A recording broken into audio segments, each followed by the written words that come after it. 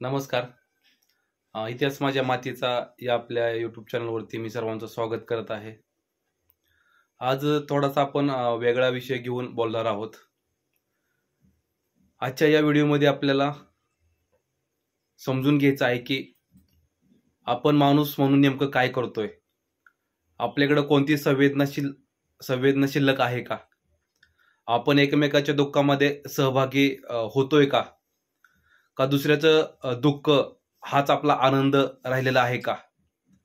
किंवा दुसऱ्याला ज्यावेळी दुःख होईल त्याच वेळेस आपण मजेत जगत आहे का? हे प्रश्न आपल्याला आज या ठिकाणी उपस्थित झालेले आहेत. याचं निमित्त आहे सोलापूरमध्ये आलेल्या सेना नदीला पूर. हा पूर इतका भयंकर आहे की या पुरामध्ये बऱ्याच जणांचं कुटुंब उद्ध्वस्त झालेली आहे. बऱ्याच जणांची शेती पाण्याखाली गेलेली आहे. शेतीमधील जे पीक आहे ते पीक वाहून गेलेलं आहे. त्याचबरोबर जे काही घरं असतील ते घरं पडलेली आहेत. घरामध्ये सर्व चिखल झालेला आहे.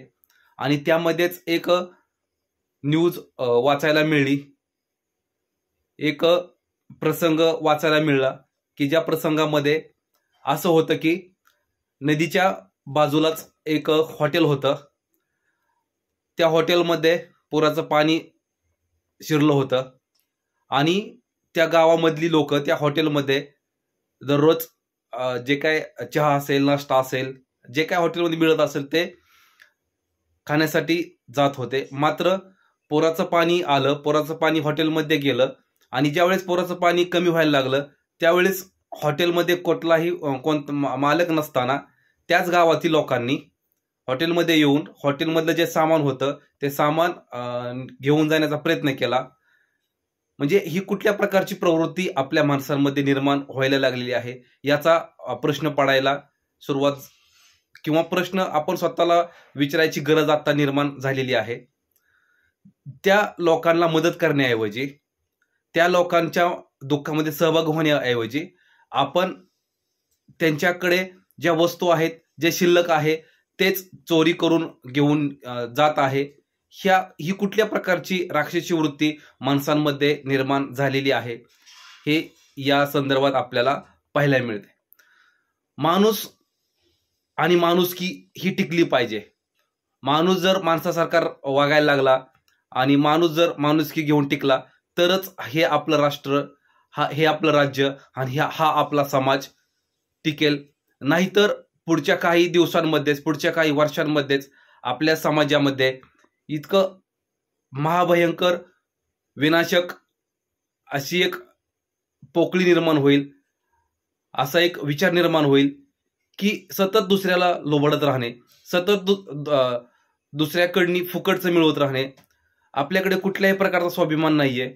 आणि याला कारणीभूत कोण असेल तर आपणच सगळे आहोत. या ठिकाणी आणखीन एक सांगण्याचा प्रयत्न आहे माझा की आपल्याला सर्वांना एक असं मृगजळ दाखवलं जातंय, असं राजकीय लोकांकडनी आपल्याला सांत्वन केलं जातंय की तुमचं सगळं ठीक होईल, तुम्हाला कुठल्याही प्रकारची अडचण आम्ही येऊ देणार नाही. मात्र ज्यावेळेस वेळ येते त्यावेळेस या लोकांच्या बरोबर किंवा सर्वसामान्यांच्या बरोबर कोणीही उभं राहायला तयार नाहीये. यामधून आपल्याला धडा एकच घ्यायचा आहे की आपण सर्व लोकांनी एकत्र येऊन, आपण सर्व लोकांनी आपलेच प्रश्न जाणून घेऊन, जे कोणी दुःखामध्ये असतील, जे कोणी अडचणीमध्ये असतील यांना आपण मदत केली पाहिजे, यांच्या आपण पाठीशी राहिलं पाहिजे. एवढं बोलून मी माझी जी काय खंत आहे ती व्यक्त करतो. आणि जे काय महाराष्ट्रात चाललं आहे, जे काय आपल्या या मातीमध्ये चाललं आहे ते आपण कुठेतरी थांबवायला हवं. आपण सर्व लोकांनी कुठेतरी एकत्र यायला हवं आणि या सर्व गोष्टींना कुठेतरी आळा घालायला हवं. एवढं बोलून थांबवतो मी. जय महाराष्ट्र.